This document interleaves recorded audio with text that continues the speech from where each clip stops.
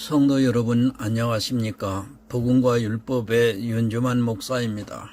오늘은 123번째 시간으로 저가 또한 영으로 옥에 있는 자들에게 전파하시니 라고 하는 베드로전서에 있는 말씀을 가지고 여러분들에게 전하고자 합니다. 오늘 성경의 본문은 베드로전서 3장 18절에서 22절이 되겠습니다. 그리스도께서 한 번 죄를 위하여 죽으사 의인으로서 불의한 자를 대신하셨으니 이는 우리를 하나님 앞으로 인도하려 하심이라. 육체로는 죽임을 당하시고 영으로는 살림을 받으셨으니 저가 또한 영으로 옥에 있는 영들에게 전파하시니라. 그들은 전에 노아의 날 방주 예비할 동안 하나님이 오래 참고 기다리실 때에 순종치 아니하던 자들이라. 방주에서 물로 말미암아 구원을 얻은 자가 몇 명뿐이니 겨우 8명이라. 물은 예수 그리스도의 부활하심으로 말미암아 이제 너희를 구원하는 편이 곧 세례라. 육체의 더러운 것을 지하여 버림이 아니요 오직 선한 양심이 하나님을 향하여 찾아가는 것이라. 저는 하늘에 오르사 하나님 우편에 계시니 천사들과 권세들과 능력들이 저에게 순복하느니라. 아멘. 기도합니다. 하나님 아버지 감사합니다. 오늘 이 시간 베드로전서에 기록되어 있는 말씀을 가지고 전하고자 합니다. 많은 사람들이 이 말씀에 대해서 많은 오해를 하고 있습니다. 특별히 오해를 하는 사람들은 기독교 안에서 지도자라고 하는 교육자들이 많은 오해를 하여 잘못 성경을 해석함으로 인하여 많은 불의한 결과를 낳는 현실입니다.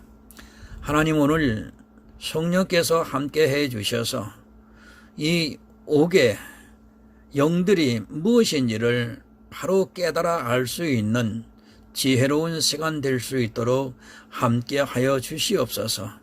성령이 함께 하심으로 인하여 성령의 감동하심으로 인하여 영으로 깨달을 수 있는 복된 시간이 될 수 있기를 간절히 소원하면서 예수 그리스도의 이름으로 기도드립니다. 아멘. 여러분, 성경은 일반 책이 아닙니다. 마치 순서가 있는 것으로 생각을 하고 말씀을 순서 그대로 해석을 하게 되면 문제가 심각해집니다. 또한 잠언이나 요한계시록을 보면 의인화를 시켜서 도저히 이해하기 힘들게 기록을 해 놓으셨습니다. 요한계시록도 마찬가지입니다. 사도 요한이 본 계시와 환상들이 종말에 일어날 일을 순서대로 기록한 것으로 오해를 하는 사람들이 많이 있습니다. 특히 예언의 말씀을 보면 전혀 순서와 상관이 없이 보이는 대로 기록을 해 놓은 것을 알 수 있습니다. 그러나 그것을 순서대로 해석을 하다 보니까 문제가 생기고 확실하게 풀리지 않고 의문을 가지게 됩니다. 예를 들어 어젯밤에 꿈을 꾸었습니다. 아니 어제 실제 있었던 일이라고 해도 우리는 순서대로 그대로 이야기를 할 때보다는 생각이 나는 대로 이야기를 하고 있습니다. 그럴지라도 그것을 이해하고 받아들이고 있습니다. 왜냐하면 전후 문맥이나 상황을 생각해 보면 이 이야기는 밤에 있었던 이야기고 저 이야기는 아침에 있었던 이야기이지만 말하는 사람이 두서없이 이야기를 했구나 하면서 알아듣습니다. 제가 하나님이 두서가 없다는 말씀이 결코 아닙니다. 성경은 감추어져 있습니다. 무슨 말씀이냐 하면 눈이 있어도 세상 지혜가 있어도 하나님께서 그 눈을 열어주시지 않고 또 지혜를 주시지 않으면 도무지 깨달을 수 없습니다. 성경을 수없이 읽고 또 평생을 연구를 해도 깨닫지 못하게 하시면 알 수 없는 것이 성경인 것입니다. 여러분이 이스라엘을 보시기 바랍니다. 그들은 조상 대대로 성전에서 제사를 드리고 또 절기를 지키고 안식일을 지키면서 살아왔지만 그것이 무엇을 의미하고 있는가를 전혀 깨닫지 못하고 행위에 열심을 내다가 예수 그리스도를 자기들의 눈으로 보고도 영접하지 않는 실수를 하고 말았습니다. 여러분, 이것이 말이 됩니까? 성전에서 제사를 드리는 그들이 예수 그리스도를 몰랐다면 상식적으로는 도저히 이해가 안 되는 일입니다. 그 성전이 어떻게 지어진 것입니까? 모세가 하늘에 있는 성전을 보고 그 형상을 따라 성막을 지었습니다. 그 성전이 무엇이냐면 바로 예수 그리스도입니다. 성전의 모든 기구는 다 예수 그리스도를 나타내고 있습니다.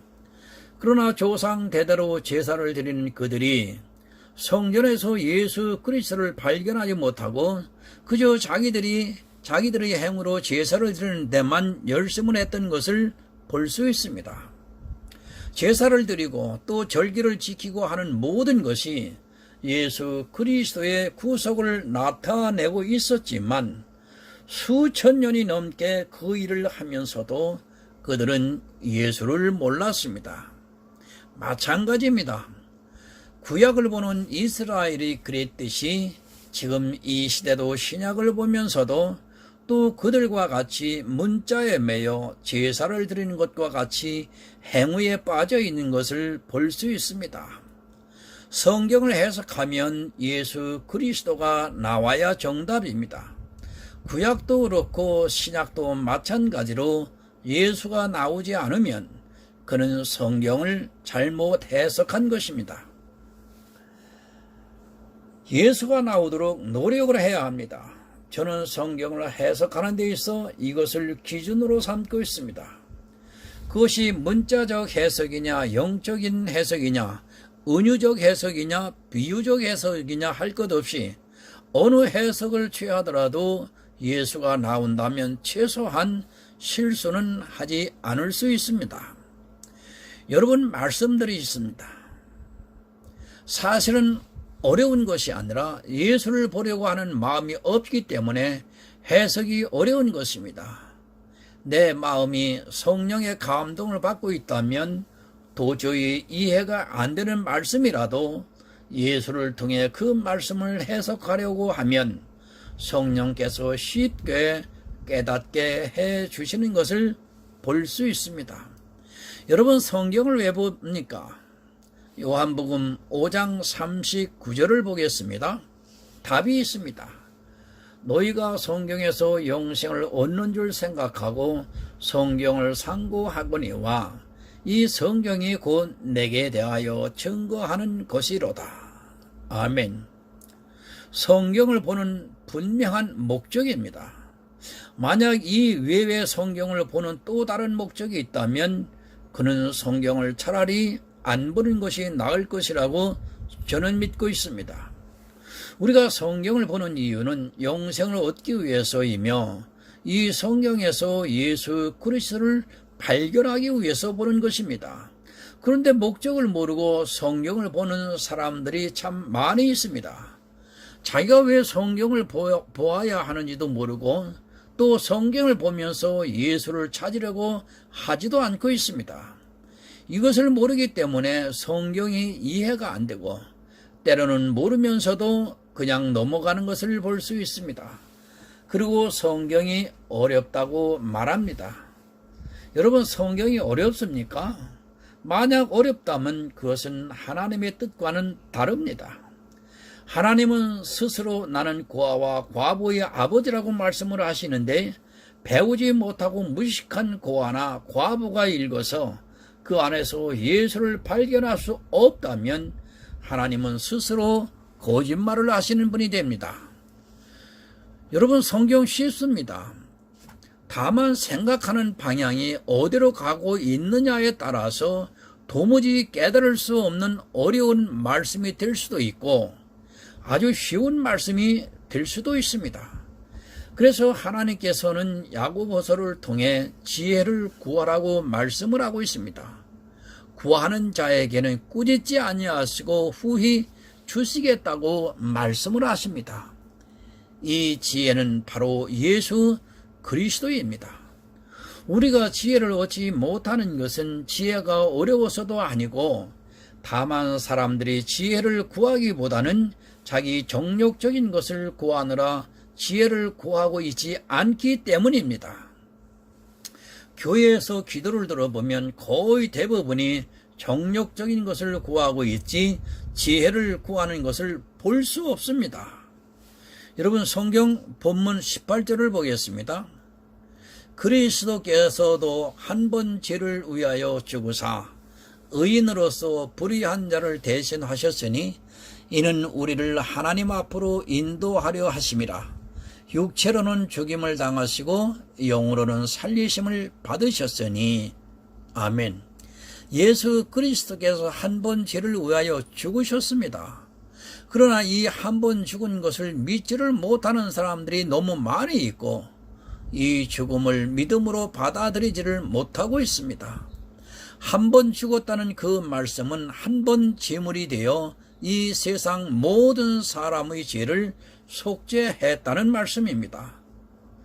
다시 죽기를 바라고 있습니다. 아직도 죄 문제가 해결이 안 되어서 또 다시 죽기를 바라고 있는 사람들은 매일 자기 죄의 문제를 가지고 회개의 눈물을 흘리고 있습니다. 자기 죄를 회개하겠다고 매일 눈물을 흘리는 그 행위가 무엇인가를 모르고 있습니다.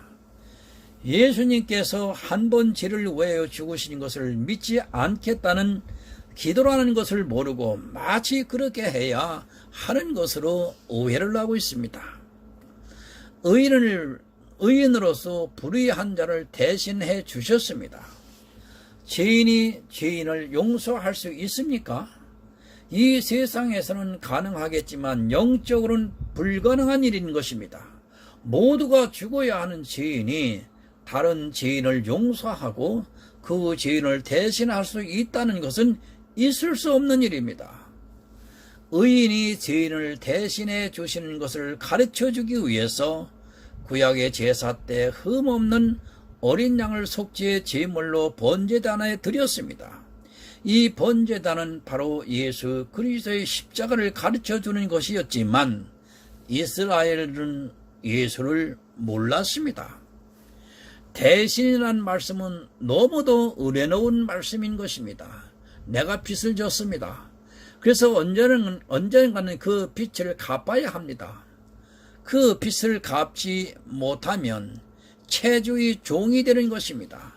바로 그 빚은 내가 이 세상에서 지은 죄의 빚이며 사단은 사람들에게 그 빚을 갚으라고 양심을 꾸준히 부추기고 있습니다. 이 세상 사람은 모두가 빚진 자입니다. 자기도 갚을 수 없는 빚을 진 자가 남의 빚을 갚아줄 수 없습니다. 모두가 1만 달란트의 빚을 진 자들입니다. 그 빚은 이 세상 어느 누구도 갚을 능력이 안 되기 때문에 오직 빚이 없는 예수 그리스도만이 대신 갚아줄 수 있는 능력이 됩니다. 예수님께서 이 빚을 갚아주셨는데도 아직도 그 빚을 갚으려고 허덕이고 있는 사람들이 오늘날 교회 안에 너무너무 많이 있습니다. 빚을 갚아준 이유가 있습니다. 예수 그리스도께서 불의한 자를 대신해서 빚을 갚아준 이유는 우리를 하나님께 인도하기 위해서입니다. 이 빚을 누군가 갚아주지 않으면 우리는 어느 누구도 하나님께로 갈 수가 없습니다. 인생은 어느 누구도 스스로 이 빚을 갚을 수 있는 능력이 없습니다. 단 한 사람도 없습니다. 만약 이 빚을 갚기 위해서 노력을 하고 있다면 그는 예수 그리스도의 십자가를 정면으로 거절하는 사람입니다. 얼마나 감사합니까? 그런데 이 빚을 갚아준 것을 믿지를 않습니다. 믿지 못하기 때문에 아직도 법과 싸우느라 자기 육체의 힘을 소비하고 있고 실제 싸워야 하는 영적인 것에서는 싸움을 할 생각도 하지 못하고 있는 것을 보게 됩니다. 여러분, 죄를 지라는 말씀이 아닙니다. 여러분이 하루 종일 기도하고 또 성경을 보고 있다고 해서 죄를 안 지은 것이 아니라는 것을 모르면 그는 가장 어리석은 사람입니다.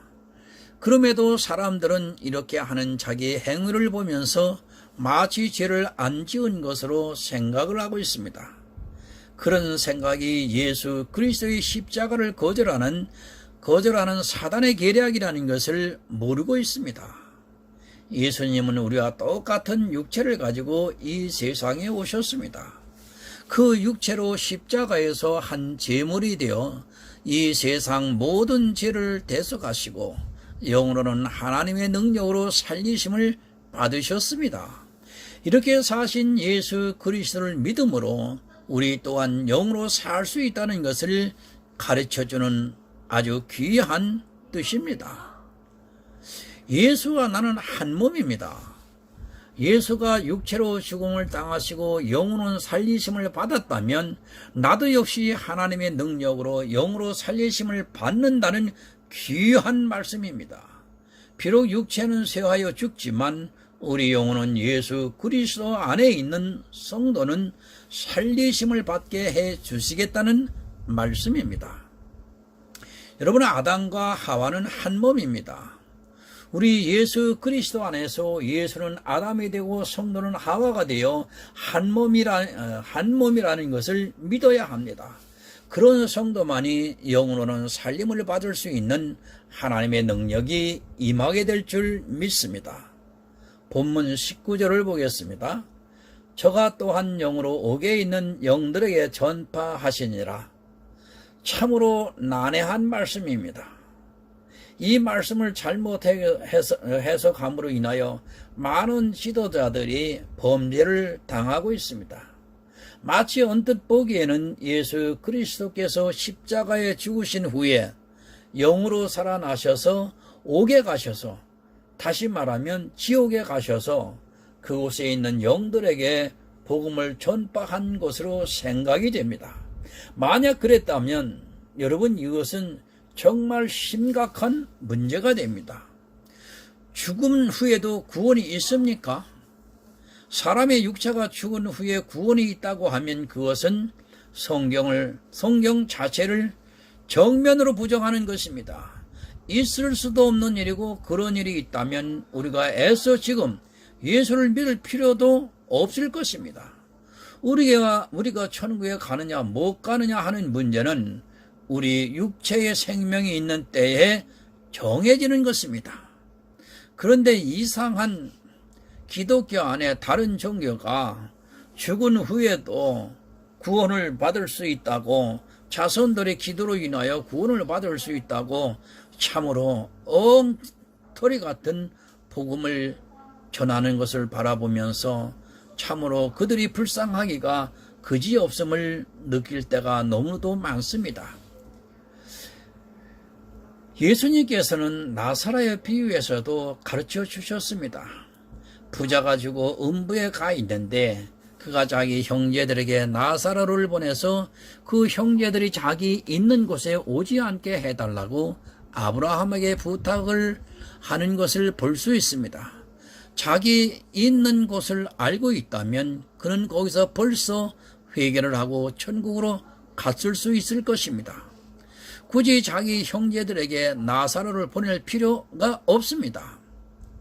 자기도 이미 자기 잘못을 알고 시인을 하고 있는데, 그렇다면 그가 옥에 있는 자라면, 베드로 전서에 있는 말씀대로라면, 그가 뉘우치고 있다면 회개를 해서 나사로 있는 곳으로 갈 수 있었을 것입니다.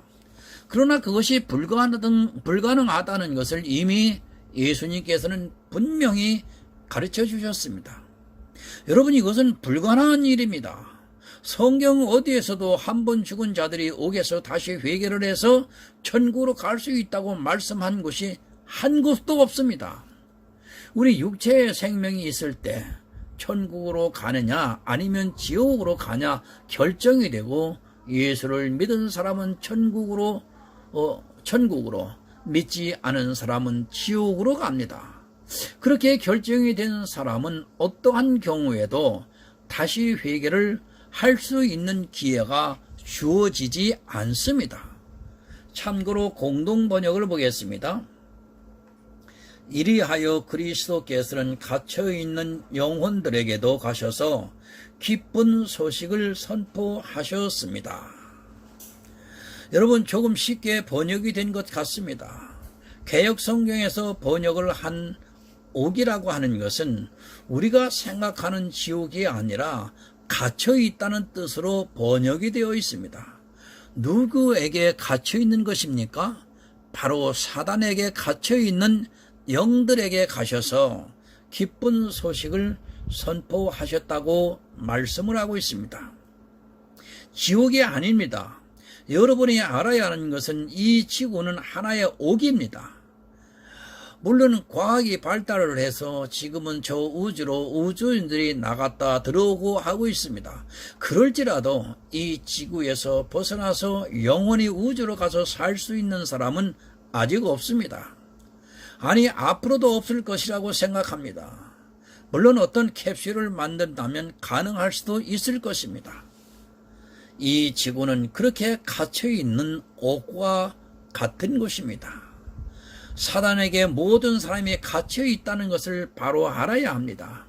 아담이 죄를 지은 후부터 인류는 사단에 의해서 갇혀 지내는 신세가 되고 말았습니다. 이 갇혔다는 의미는 육체의 구속을 의미하기도 하지만 또 우리 생명이 언젠가는 모두 죽는다는 것을 의미하기도 합니다. 그런 의미로 갇혀있는 영혼들에게 기쁜 소식을 전파하셨습니다. 본문 20절을 보겠습니다. 그들은 전에 노아의 날 방주 예비할 동안 하나님이 오래 참고 기다리실 때에 성정치 아니하던 자들이라. 방주에서 물로 말미암아 구원을 얻은 자가 몇 명뿐이니 겨우 8명이라. 아멘.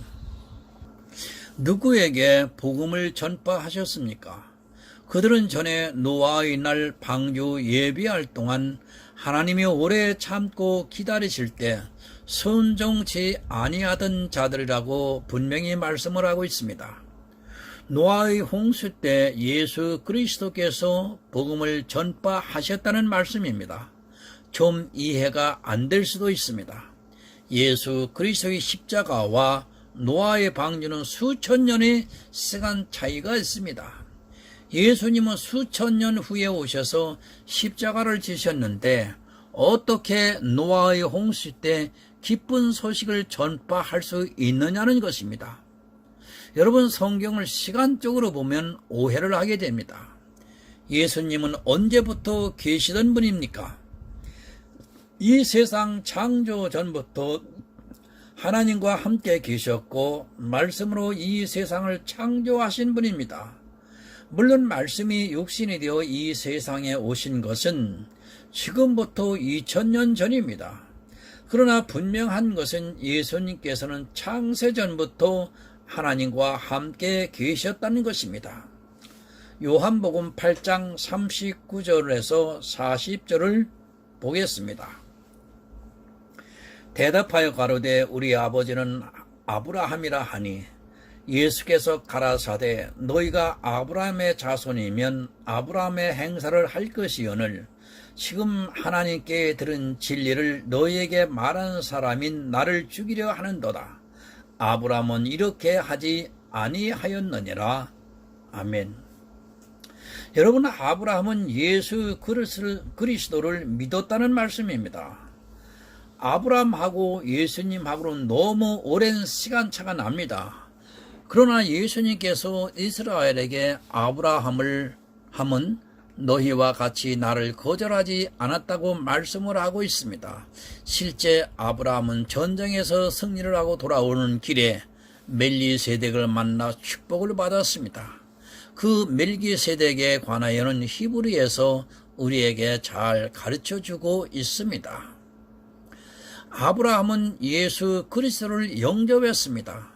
그러나 말씀이 육신이 되어 자기 땅에 오신 예수 그리스도를 이스라엘은 영접하지 않고 오히려 십자가에 못 박아 죽이는 악행을 저지르고 말았습니다. 이제 조금 이해되실 것이라 믿습니다. 예수님께서는 처음부터 이 세상 사람들에게 복음을 전파하셨습니다.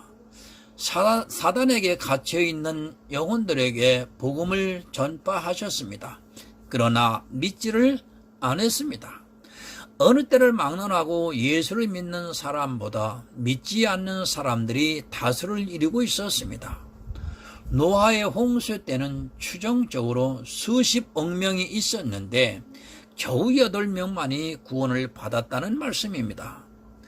어떻게 복음을 전파하셨는가를 알아야 합니다. 여러분, 방주는 무엇입니까? 노아가 만든 방주는 바로 예수 그리스도를 상징하고 있습니다.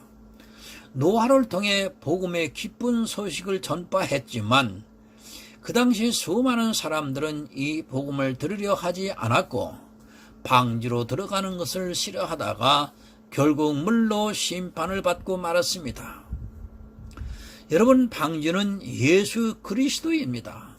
가서 직접 전파를 하신 것이 아니라 노아를 통해 방주를 만들게 하신 그것이 바로 기쁜 소식이었다는 말씀입니다. 그러나 모두가 순종치 아니하고 겨우 8명 노아의 가족만이 구원을 받았다는 말씀입니다. 노아가 방주를 만드는 기간 수백 년이었습니다. 하나님께서는 오래 참으시면서 그들이 예수 그리스도 안으로 들어오기를 바라셨지만 그들은 기쁜 소식 노아의 방주로 들어가는 것을 거절했습니다. 본문 21절을 보겠습니다.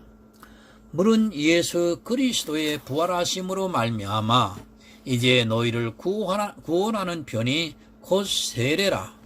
육체의 더러운 것을 제하여 버림이 아니요 오직 선한 양심이 하나님을 향하여 찾아가는 것이라. 여러분, 물로 심판을 받았습니다. 노아의 가족도 물로 심판을 받았지만 예수 그리스도 방주 안에 들어감으로 그들은 구원을 받을 수 있었습니다. 바로 이 물이 죽었다가 살아나는 예수 그리스도의 부활의 표, 우리가 받는 세례라는 말씀입니다. 지금은 세례를 받습니다. 그러나 성경에는 모두가 침례를 행했습니다. 침례는 물속에 완전히 들어갔다가 나오는 것을 말하는 것입니다. 우리는 심판을 받아서 물에 완전히 들어가서 죽었다가 예수 그리스도께서 부활하신 것 같이 물에서 나음으로 구원을 받았다고 하는 표가 바로 침례라는 말씀입니다.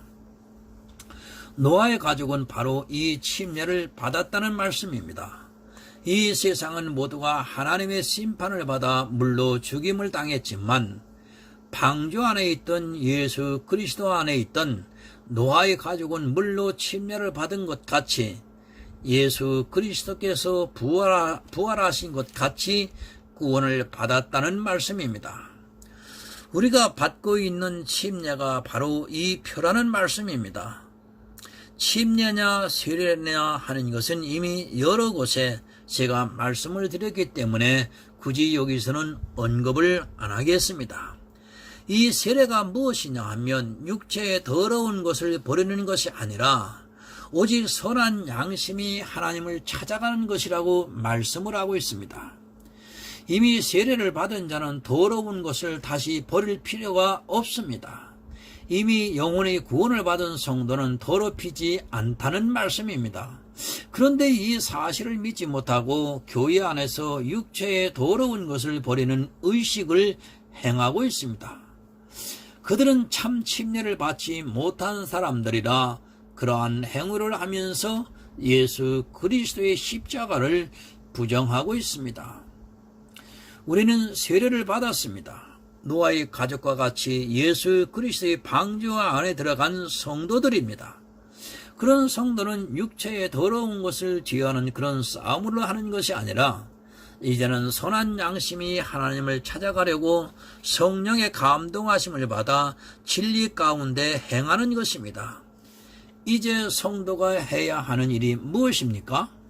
육체의 더러운 것을 제어하려고 싸우는 것이 아니라 선한 양심이 하나님을 향하여 찾아가는 것입니다.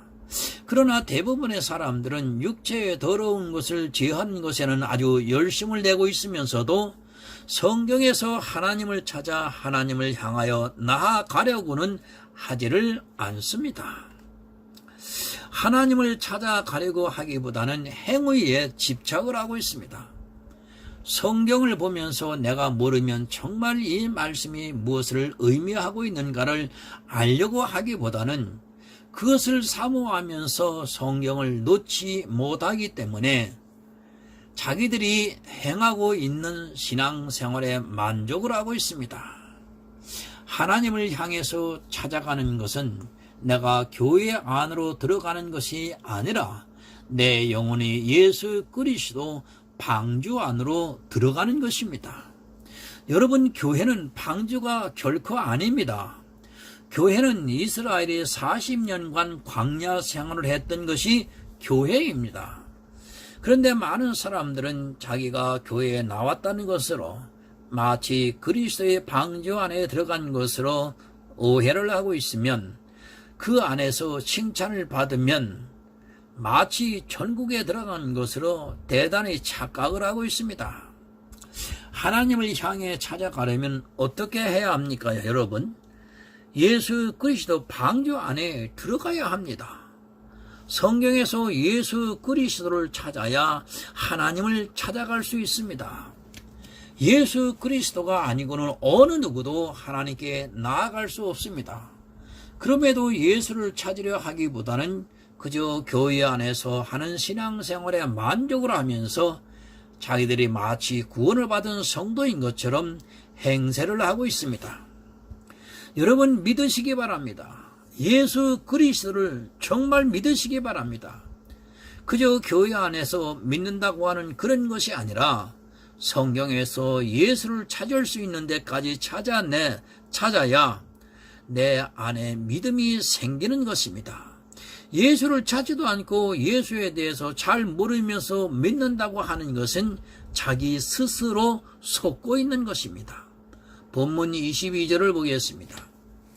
저는 하늘에 오르사 하나님 우편에 계시니 천사들과 권세들과 능력들이 저에게 순복하느니라. 아멘. 예수 그리스도는 하늘에 오르셨습니다. 그것은 아주 잘 믿습니다. 그러나 하나님 우편에 계시다는 의미를 잘 모르고 있습니다. 이 우편의 의미도 많은 곳에서 제가 말씀을 드렸습니다. 간단히 말씀을 드리면 성전에 두 기둥이 있는데 왕을 세울 때는 좌편 기둥에서 기름을 붓고 제사장을 세울 때는 우편 기둥에서 세워서 기름을 부었습니다. 예수 그리스도는 우리의 대제사장입니다. 이 세상에는 레위 지파가 대제사장이 있었지만 예수님은 유다 지파로 오셔서 하늘의 대제사장이 되셨습니다. 이스라엘의 대제사장은 1년 1차례 지성소에 들어가 이스라엘의 모든 백성의 죄를 속죄하는 제사를 드리고 그 제사를 하나님께서 받으시면 이스라엘의 모든 백성의 죄가 단번에 사해졌습니다. 히브리서에서 우리의 대제사장 예수 그리스도에 대해서 말씀을 하고 있습니다. 레위 지파의 대제사장은 1년 1차례씩 매년마다 제사를 드렸지만 우리의 대제사장이신 예수 그리스도는 단번 속죄를 자기 육체로 드림으로 해서 다시 드릴 필요가 없다고 가르쳐주고 있습니다. 하나님 우편에 계신 대제사장이신 예수 그리스도는 우리의 구세주이십니다. 우리의 죄를 단번에 속죄하신 의인이며 불의한 자를 대신해 주셨습니다. 그런데 이 속죄를 믿지 못하고 있습니다. 가장 안타까운 것은 자기가 죄를 안 지을 수 있다고 생각을 하고 있는 사람들이 교회 안에 있습니다. 그리고 자기가 선한 일을 하는 것으로 마치 자기 죄가 갚아지는 것으로 오해를 하고 있습니다. 내 평생의 죄는 대제사장이신 예수 그리스도께서 단번에 자기 몸을 속죄 제물로 드림으로 해서 모든 죄가 없어진 것입니다. 그렇게 없어졌다는 것을 믿는 성도는 육체의 더러운 것을 제하려고 노력을 하기보다는 선한 양심이 하나님을 찾아가려고 합니다. 여러분들도 지금 선한 양심을 가지고 하나님을 찾기 위해서 이 메시지를 듣고 계시는 것입니다. 바로 여러분 분별하시기 바랍니다. 한 번 죽은 자들에게는 다시 기회가 없습니다. 그리고 지옥에 가서 예수님께서 복음을 전파한다고 생각을 하는 것은 예수님을 죽이겠다고 하는 것과 마찬가지입니다. 아직 지옥에 대해서 말씀드리기 조심스럽지만 지옥을 안다면 이 말씀을 보고 예수님께서 지옥에서 복음을 전파하신다는 생각은 절대 하지 않을 것입니다. 여러분, 성경을 바로 알아야 합니다. 영생은 유일하신 참 하나님과 그의 보내신 자 예수 그리스도를 아는 것이라고 요한복음 17장 3절에 기록되어 있습니다. 예수를 알려면 성경에서 보화를 끊임없이 캐내야 하고, 그렇게 보화를 발견하기를 사모하는 성도들에게 하나님께서 지혜를 주셔서 선한 양심이 하나님을 찾아갈 수 있게 인도해 주십니다. 여러분, 다시 부탁드립니다. 정말 예수님을 믿으시기를 바랍니다. 복음을 바로 알면 성경은 그리 어렵지 않습니다. 그리고 보혜사 성령께서 내 안에 임재하시면 그가 모든 진리 가운데로 인도하시기 때문에 내가 구원을 받는 데 있어서 아무 문제가 되지 않습니다. 물론 모든 성경을 다 알 수는 없습니다. 그러나 화근하건대 사모하는 자에게 구원에 관한 말씀은 쉽게 알 수 있도록 깨닫게 해 주시고 있다는 사실입니다. 여러분, 지혜를 사모하시기 바랍니다. 그런 성도가 바로 선한 양심이 하나님을 찾아가고 있는 성도입니다. 예수 그리스도의 은혜를 사모하여 하나님을 찾아가는 귀한 하늘의 아름다운 성도가 되시기를 예수 그리스도의 이름으로 부탁을 드립니다. 기도합니다. 은혜로우신 아버지 하나님, 감사합니다. 그동안 오해했던 주님의 부활하시기 전 사흘 동안 어디 계셨는가가 궁금해서 우리 모두도 많은 사람들이 이구동성으로 그것을 연구하고 발표한 것을 보면 지옥에 전파하러 갔다고 하는 글들이 서점에 다수를 이루고 있습니다.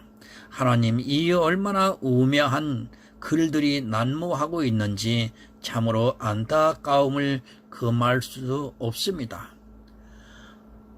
아까도 말씀을 드렸습니다마는 예수님께서 옥에 가서 복음을 전파했다는 것이 사실이라고 믿어진다면 그럴 수도 없지만, 이것은 한번 죽은 후에는 다시 또 구원에 이를 수 있는 기회가 있다는 것으로 증명이 되기 때문에 이보다 더 큰 죄악을 범하는 범죄가 없음을 고백합니다. 하나님, 이제는 선한 양심을 가지고 하나님을 찾아가는 정말 지혜로운 성도가 되기를 원하고 구합니다. 이제까지 이 세상의 율법적인 종교의 행사에 의해서 구하고 찾고 두드렸던 것들을 하나님 깨닫게 하셔서 감사합니다. 그 모든 것이 헛되고 헛된 것임을 또 깨닫게 하셨으니 감사합니다.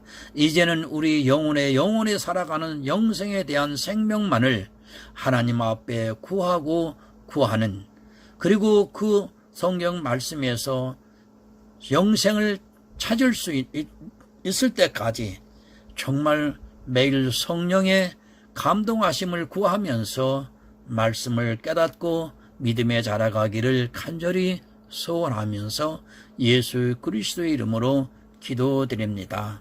아멘.